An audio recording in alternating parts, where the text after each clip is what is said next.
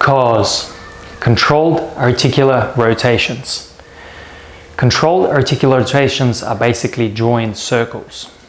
The purpose of controlled articular rotations is pre-rehab, warm-up, and also assessment.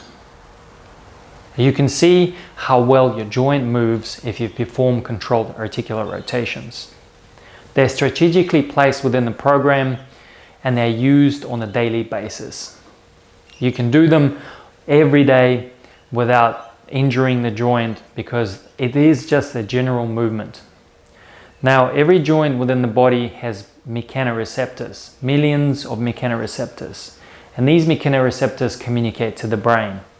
And as we know, everything in the body, the changes that you make are done and are performed through brain training, neurologically driven changes.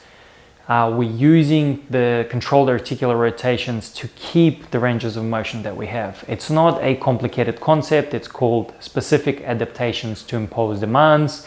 Whatever you use, you keep. Whatever you don't use, you lose. So therefore, it's like flossing the teeth on a daily basis. Controlled articular rotations are done with tension, intention in a slow fashion. The principle of irradiation can be applied, and an example would be if I squeeze my palm as hard as I can, I will notice that all the muscles in my forearm activate also. I will extend the joint and I will feel the tension transfer into the neighboring joints, and I can really isolate the joint that I am moving at a time. So to create the tension, I can really focus on the joint at hand. Controlled articular rotations can be done on every joint, and let's say we're training handstands today, we can perform controlled articular rotations on the joints that we're going to be using, like wrists, elbows, shoulders, and neck.